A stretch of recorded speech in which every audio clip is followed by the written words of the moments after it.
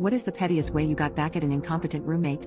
I accumulated enough tiny annoyances to the point that she had enough and ultimately disappeared. In 2008 I had just left my husband. I caught him cheating multiple times, and I was just over it. A new girl, Amy, started at my job and we made a fast friendship. I was in the middle of packing up and moving out of my house. I needed a roommate for a new apartment I was looking at because my wages weren't going to pay the bills. So we moved in together and lived peacefully together for a while. I was moving on with my life. I had gotten a better paying job, was spending time with my friends, and I felt okay with life at the time. At the time I was 25 years old, single, and not looking for anything serious, so I had a friend who would stop over a few times a week. Amy was cool with it on the surface.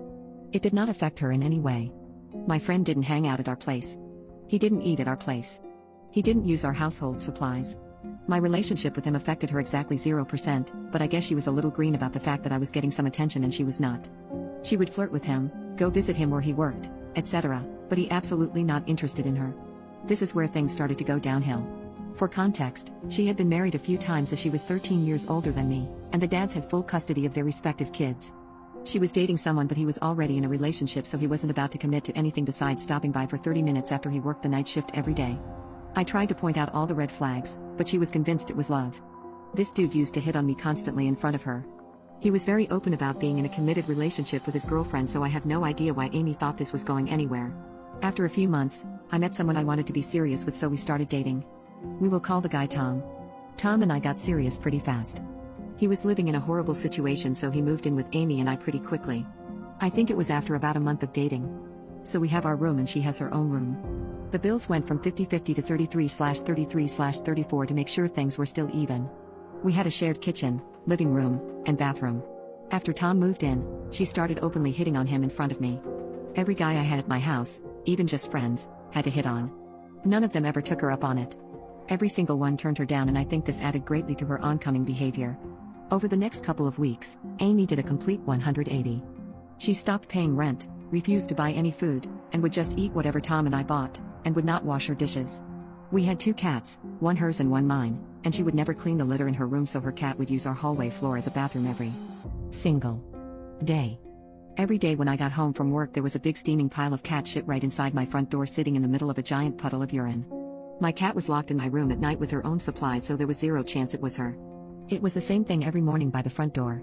Whenever she was done eating the food she stole from me, she would set her plate with the leftovers on the kitchen floor for her cat to pick at. She would leave the plate there for days. To the point that if I didn't pick them up, there would be multiple plates on the floor with food in various stages of decay. All of my dishes started going missing, except for the cat's plates, of course. And what dishes were left, she refused to wash ever. She used my toilet paper, my laundry soap, and even my tampons. This went on for about 2 months, and it just kept getting progressively worse. She would use panty liners every day and would change them multiple times a day and stuff them in the garbage can in the bathroom. She would leave it there completely overflowing and spilling onto the floor for days until I caved and put on gloves and threw them out. The can would be full in about a week, so this happened a few times. That's not even the worst of it. My expensive DSLR camera went missing. I was a photography hobbyist at the time, but it was my dream to be a professional photographer and own my own photography business. I would shoot stuff for friends and family as practice, and one day I grabbed my camera bag from the shared living room, and as soon as I picked it up, I felt my heart sink into my stomach. You know that instant dread that grips you the second you realize something truly gut-wrenching has happened. I opened the bag and of course, the camera is gone. That was an expensive camera for that time of my life, and it was a gift from my parents, so I was truly devastated. I couldn't prove a thing, and I wasn't even sure how long it had been missing. It could have been her BF that took it. Either way, it was gone. So now this is it. This is the last straw. I need this woman out. I went from nice girl to psycho in about 30 seconds. I'm not the violent type, and I hate confrontation. I'm not waiting for an eviction to go through, and I really didn't have the money for that anyway, so here's where I start my petty revenge. Amy wants to live here with me rent-free, stealing my stuff, hitting on my boyfriend, and neglecting her cat.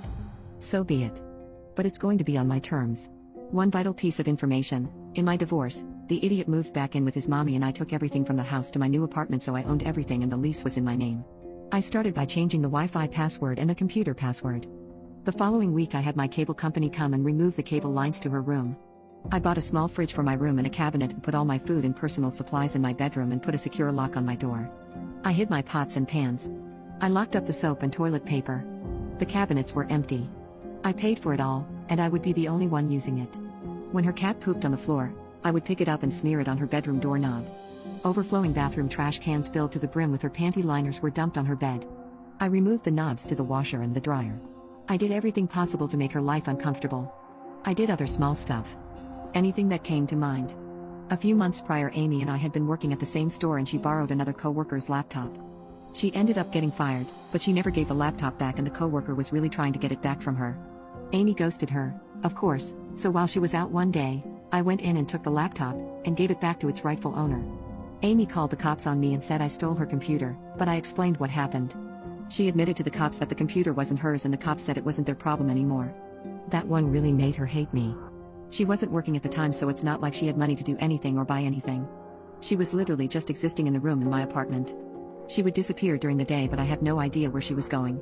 She moved out after about 6 weeks. When she moved out of my apartment, I didn't even know she had left. I just noticed she wasn't coming or going for about a week. So Tom and I cleaned out her room. She left clothes, broken furniture, a cardboard dresser, and 5 39-gallon garbage bags of trash we collected from the mass piles of panty liners, rotting food, and ordinary trash we found in the room. It's a miracle we didn't have roaches. I found all my missing dishes, silverware, and cups all covered in food and grossness. I just threw it all away. I wish I still had the photos though. Oddly enough, about 6 months later, I opened my back door to take out the trash and my camera was in a bag hanging from my doorknob. I know Amy definitely didn't return it. For about 2 years after, every time I would find out that Amy was living with someone new, I would message them and send them photos of her room.